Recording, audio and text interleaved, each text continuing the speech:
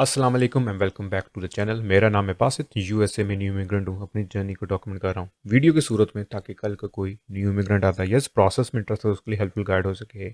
हमारी एक सीरीज चली जिसका नाम है आपके सवालात मेरे ख्यालात, जिसके बेतहाशा पार्ट्स आ चुके हैं। यहाँ पर कार्ड्स आ रहे होंगे। अगर आपको इस वीडियो में आपके सवाल का जवाब नहीं मिलता तो पहले उन वीडियोज़ में जाकर देखें, शायद कहीं ना कहीं एड्रेस हुआ हो। उसके अलावा इस चैनल पर मोर देन 180 वीडियोज़ हैं जो डिफरेंट टॉपिक्स के ऊपर बनाई गई हैं, उनको भी जाके ज़रूर देखिएगा। अगर कहीं भी आपके सवाल का जवाब नहीं मिलता तो कमेंट सेक्शन में मेंशन करें, इंशाल्लाह आने वाली वीडियोस में कहीं ना कहीं ये एड्रेस हो जाएगा। इसके अलावा यहाँ पर मेरा इंस्टाग्राम पेज आ रहा है, इसको पहले फॉलो तो मस्ट है। उसके अलावा उसके ऊपर मैं लाइव इन यूएसए दिखा रहा होता हूँ, तो अगर आप इंटरेस्टेड हैं टू सी दैट तो जाके आप मुझे फॉलो कर सकते हैं। तो हम वीडियो अपनी स्टार्ट करते हैं।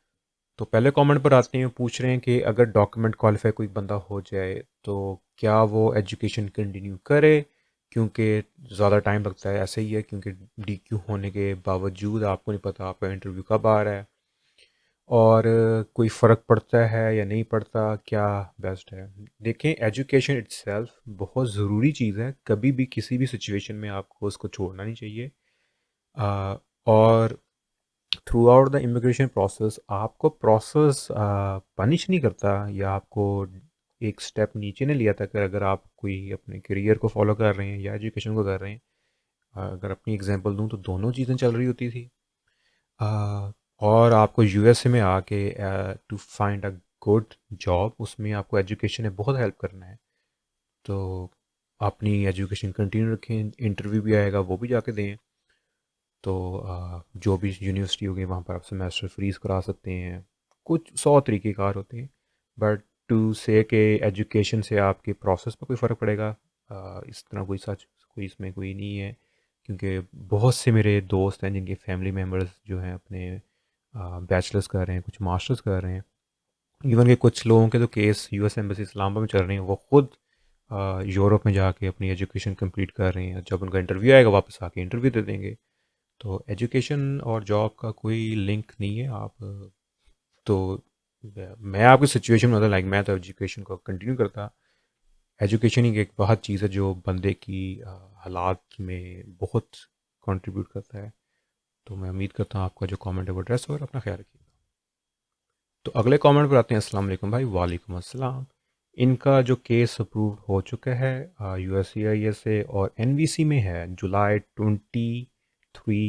और कहते हैं जब वो सी ई ए सी पोर्टल में लॉग इन करते हैं तो वहाँ पर आता है contact NVC for representative email. जहाँ तक मुझे याद आता है कि हमारे केस में नज़र आता है वो उनके लिए होता है कि लीगल रिप्रेजेंटेशन की हो रही हो तो उनको भी आप ऐड करवा सकते हो। जिस तरह आपका पिटिशनर होता है, आपको बेनिफिशरीज होती हैं, और अगर आप किसी लॉ फर्म की हेल्प ले रहे हैं तो वो वहाँ पर ऐड होती हैं। तो आई थिंक आप उस चीज़ को सजेस्ट कर रहे हैं। तो जिस तरह मैं तो अपने केस का एग्जांपल दे सकता हूँ, तो मैं तो खुद अपने केस को हैंडल कर रहा था। तो या तो हमारे ईमेल एड्रेस अटैच थे या हमारे पिटिशनर के थे। तो हमने तो इस तरह कोई ऑप्ट आउट नहीं किया था। लेकिन अगर आप कोई सर्विसेज ले रहे हैं कहीं लीगल लॉ फर्म से तो उनका ऐड आप करवा सकते हैं। तो मैं उम्मीद करता हूँ आपका जो कमेंट है वो एड्रेस होगा। अपना ख्याल रखिएगा। अगला कमेंट आता है, हेल्प कह रहे हैं कि 60 डेज़ हो चुके हैं, 221 जी मिला हुआ है, रिफ्यूज़ लिखा आ रहा है, इन्हें एडिशनल डॉक्यूमेंट्स भेज भी दिए हैं, और क्या करना चाहिए।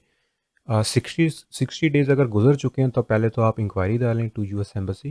यूएस एम्बेसी का प्रोसेस चेंज हो चुका है। इंक्वायरीज़ के लिए पहले डायरेक्ट ईमेल भी चल जाती थी, अब उनका एक आ गया है वीज़ा नेविगेटर उसको कहते हैं। वो आप गूगल पर सर्च करें, US embassy Islamabad visa navigator. So सवाल पूछेगा आपको, वो राइट डायरेक्शन में ले जाएगा कि आपकी कैटेगरी कौन सी है, फलाना केस क्या है। बहुत अच्छा नेविगेटर है। तो वहाँ से जाकर इंक्वायरी डालें। 60 डेज़ हो चुके हैं, 60 डेज़ के बाद इंक्वायरी डालें। वो अगर कहते हैं कि अब आप 3 महीने दोबारा वेट करें तो वेट करें। जेनेरिक रिप्लाई आता है फिर 2 महीने बाद ईमेल भेजें। तो डिपेंडिंग वो क्या रिप्लाई करते हैं उस हिसाब से फिर आपने आगे चलना होता है। लेकिन एपी की कोई टाइमलाइन होती नहीं है, अनप्रिडिक्टेबल होती है। कुछ लोगों का एक हफ्ते में भी जवाब आ जाता है, कुछ का महीनों में आया था, कुछ का सालों में आते हैं। द मैक्सिमम जो टाइम मैंने एपी में देखा हुआ है तो वो 36 मंथ्स तक मैंने देखा हुआ है। ख़ास तौर पर जो CR1 IR1 कैटेगरीज होती हैं वो कह लें बहुत हार्ड होती हैं, हार्श वो भी होती हैं। क्योंकि जो प्रीवियस जितने भी हमारी हिस्ट्री इस्टेब्लिश हो चुकी है एज अ नेशन, तो उसमें सबसे ज़्यादा जो होता है फ्रॉड हो चुका है। तो उसको बहुत ज़्यादा कह लें सख्ती करते हैं। इसमें ये होता है कि वो 1% केसेस होते हैं जो गलत होते हैं, जिसकी वजह से 99% जो जेन्युइन केसेस होते हैं उनको भी सफ़र करना पड़ता है। उसके अलावा कोविड आया, उसका बैकलॉग आ गया, और पॉलिसीज़ वक्त के साथ साथ चेंज होती रहती हैं। तो अगर आपका केस जेन्युइन है, मेक श्योर हर 2 महीने बाद इंक्वायरी करें। अगर वो आपको रोकें तब आपने रुकना है, अदरवाइज़ इंक्वायरी के अलावा कोई आपके पास अच्छा कोई वे आउट नहीं है to move the case forward. हाँ, अगर आपका केस बहुत सालों से पेंडिंग है, ऑलमोस्ट अगर साल गुजर गया है, तो there is a thing called writ of mandamus. इंशाल्लाह एक वीडियो फ्यूचर में आएगी, आप वैसे गूगल कर लें और कई लॉ फर्म्स को आप रीच आउट करके इन्फॉर्मेशन ले सकते हैं।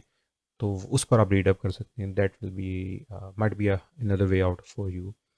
तो अपना ख्याल रखिएगा। मैं उम्मीद करता हूँ आपका कमेंट है जो एड्रेस हो रहा है। अगले कमेंट पर आता हूँ, कहते हैं if you applying for a USA immigration visa EB2 का NIW नेशनल वीज़ा इंटरेस्ट वाले, और स्पाउस को CKD है, I think chronic kidney disease CKD होती है, तो क्या वीज़ा मिल सकता है? पर्सनली आई नो समवन जिनको इशू था। वो F4 में प्रिंसिपल एप्लीकेंट थे, तो उनको वीज़ा मिल गया था। अगर आपने अंडरस्टैंड करना है तो आई 693 होता है मेडिकल प्रोसेस, जो हर बंदे ने मैंडेटरी है कंप्लाई करना, तो उसको फुलफ़िल करना होता है to even get a interview as well. तो यहाँ पर वीडियोस आ रही होंगी US इमिग्रेशन मेडिकल के लिए, वो जाकर देख सकते हैं। I-693 को गूगल कर लें, उसमें सारा लिखा हुआ है। तो इन इन इन क्या लें समरी, वो जो देख रहे थे वो होते हैं कि कोई ऐसी डिजीज़ तो कैरी नहीं कर रहा जो पब्लिक एट लार्ज को करे, थ्रेट करे। लेकिन आप सर्च कर लें और देख लें तो आपको अंडरस्टैंडिंग हो जाएगी। लेकिन इन पर्सन मैं एक बंदे को जानता हूँ जिनको था, and that person is in USA। Policies, future policies क्या चेंज होती हैं, क्या रूल्स चेंज होते हैं, CKDs को किस तरह ट्रीट करती हैं, उसके बारे में तो मैं कुछ नहीं कह सकता। बट इट्सेल्फ इस चैनल के ऊपर सारे मेरी जो है बहुत लिमिटेड नॉलेज और एक्सपीरियंस ही मैं आपको शेयर करता हूँ। ख़ास तौर पर जो केसेस दोस्तों के होते हैं, रिलेटिव्स के होते हैं, या जिन लोगों को मैं जानता हूँ। तो उसमें से एक केस था, they were able to get the visa, और अल्हम्दुलिल्लाह USA में ग्रीन कार्ड होल्डर हैं।